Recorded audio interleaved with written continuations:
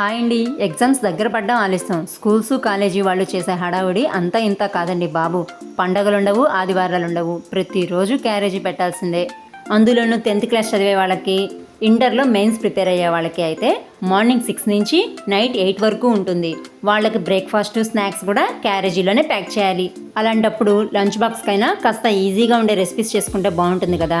అందుకే నేను స్క్రీన్ మీద చూపిస్తున్నట్లుగా అన్నంలో మనం కూరలో వాడుకునే కారాన్ని, చిటికెడు ఉప్పుని, సన్నగా కట్ చేసి పెట్టుకున్న ఆనియన్స్ని వేసి ఒకసారి బాగా మిక్స్ చేసేసుకొని కడాయిలో కాస్త ఆయిల్ హీట్ అయినాక ముందుగా పల్లీలను వేసి అవి దూరగా వేగిన తర్వాత పోపు దినుసులను కూడా వేసి అవి కూడా ఎర్రగా వేగినాక సన్నగా కట్ చేసి పెట్టుకున్న పచ్చిమిర్చితో పాటు 2 రెమ్మల కరివేపాకును కూడా వేసి అవి కూడా ఫ్రై అయినాక ముందుగా ప్రిపేర్ చేసి పెట్టుకున్న రైస్ని కూడా వేసి ఒకసారి బాగా ఫ్రై చేసుకుంటే ఎంతో టేస్టీగా ఉండే కారపన్నం తయారైపోతుంది.